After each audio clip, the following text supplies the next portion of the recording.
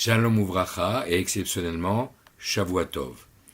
Nous venons de vivre le Shabbat Bemidbar, le premier Shabbat où nous lisons le 4e livre de la Torah, que l'on appellera aussi Sefer HaPekudim, le livre des dénombrements, parce qu'effectivement, nous avons vu tout au long de cette longue paracha le décompte de chacune des tribus et leur positionnement tout autour de l'Arche Sainte et du Mishkan.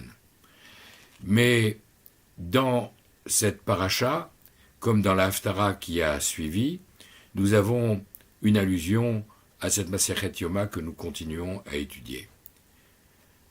Rappelons-nous, il y a 15 jours environ, nous étions dans le Daf Kaf Bet Amud Bet, et là-bas a été cité le premier verset de la Haftara, le 2e chapitre du livre du prophète Osée que nous avons lu ce matin, et qui disait la chose suivante: Ve'aya mispar bnei Israël kecholayam. Le nombre des enfants d'Israël sera comme le sable de la mer.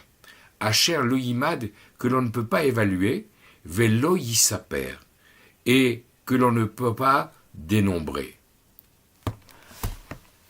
À ce propos, dans cette Gemara, Kaf Bet Amud Bet, au début de ce 2e chapitre où on nous a raconté comment les enfants d'Israël procédaient à un tirage au sort pour savoir quels allaient être les Kohanim qui allaient faire la avoda, le travail au temple, on nous a expliqué qu'il fallait qu'ils lèvent chacun un doigt pour pouvoir compter les doigts et pas compter les têtes, puisque cela est interdit. C'est ce que nous rappelle le texte suivant. Rabbi Elazar dit Kol amonet Israël olev belav.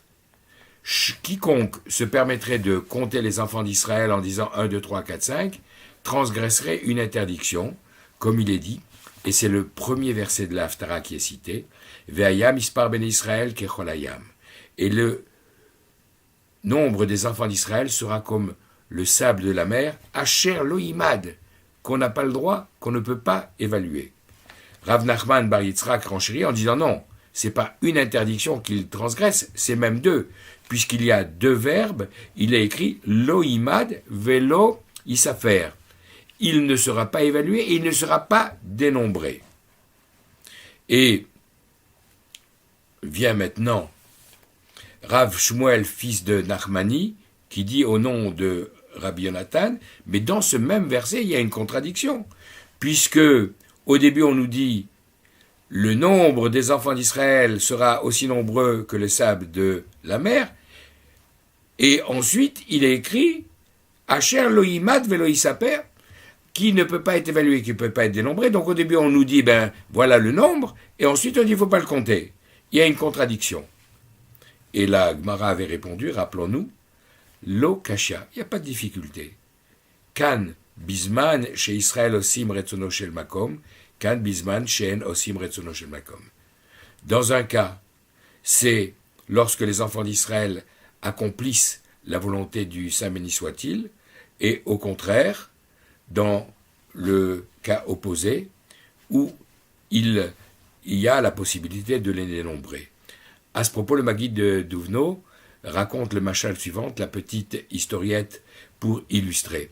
Il y a deux amis qui discutent, deux enfants, et qui disent « Mon père est très très riche, regarde, il a une armoire avec un certain nombre de tiroirs, dans un tiroir il a des lingots d'or, dans un autre tiroir il a des dollars, dans un autre tiroir il a des euros, regarde comme il est riche ». L'autre enfant sourit et dit « Mon père, à moi, il est encore beaucoup plus riche. Parce que dans cette même armoire, il a la même que celle de ton père. Mais dans un tiroir, il a des actions. Et dans un autre tiroir, il a des obligations. Et dans un autre tiroir, il a encore beaucoup d'autres choses. Et chacun des papiers qu'il y a dans ces tiroirs, il vaut beaucoup plus que tout ce que peut avoir ton père dans les armoires. » C'est ça, la différence entre le peuple juif lorsqu'il fait la volonté de son Créateur ou pas. Mais ce premier verset de la Haftara que nous avons lu, c'était juste après la fin de la lecture de la Torah, qui se terminait par le verset suivant.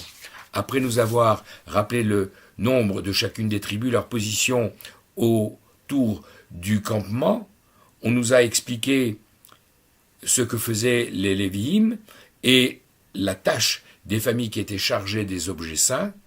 Et la paracha terminée sur ce verset suivant. Velo yavuhu, et ils n'auront pas le droit de venir voir, kevala et à Kodesh, lorsqu'on viendra recouvrir, enfermer dans leurs étuis tous ces objets saints, vametu, parce que sinon, ils risquent de mourir. Et ce verset, du chapitre 4, verset 20, qui clôture la paracha, est détaillé, commenté, dans un texte que nous verrons dans moins de 3 semaines, Daf Nun Dalet Amoud Aleph, où là, on vient nous raconter quelque chose qui est en relation avec les fêtes, et en particulier cette fête de Shavuot que nous allons vivre à peine dans quelques heures pour recevoir notre portion de Torah que nous aurons à étudier Bezrat Hashem tout au long de cette année. Et là-bas, dans ce texte, on vient nous dire la chose suivante, que au moment de chaque fête, Amar Rav Katina nous dit, lorsque les enfants d'Israël venaient pour la fête de pèlerinage, Megal Lelin Lahem et Aparochet, on leur roulait le rideau qui séparait le Kodesh du Kodesh à Kodashim, le sanctuaire du Saint des Saints, ou Marim Lahem et à Kérouvim, et on leur montrait les chérubins qui étaient au-dessus de l'Arche Sainte, Shayou Meruim Zebazé, qui étaient enlacés, et plus encore, l'un dans les bras de l'autre, Veomrim Lahem, et on leur disait, Réou, voyez, Chibatechem Lifne Amakom, combien vous êtes aimés devant le Saint béni soit-il. Kechivat Zachar Unkeva, c'est comparable à l'amour qu'un homme peut porter à sa femme. Et là, Rav Chizda vient apporter une objection en disant, mais le dernier verset de la paracha que nous avons lu ce matin, Velo yavohu lirot kevala et à Kodesh, ils n'auront pas le droit de venir voir lorsque on viendra recouvrir ces objets saints, et là tu es en train de me dire qu'on leur montre l'Arche Sainte. Comment est-ce possible? Et la réponse que donne Rab Yehuda au nom de Rav, c'est Beshaat Achnasat Kelim Lenartek Shelahem. Lorsque on venait mettre ces objets à l'intérieur de leur étui, c'est à ce moment-là qu'il était interdit de le voir.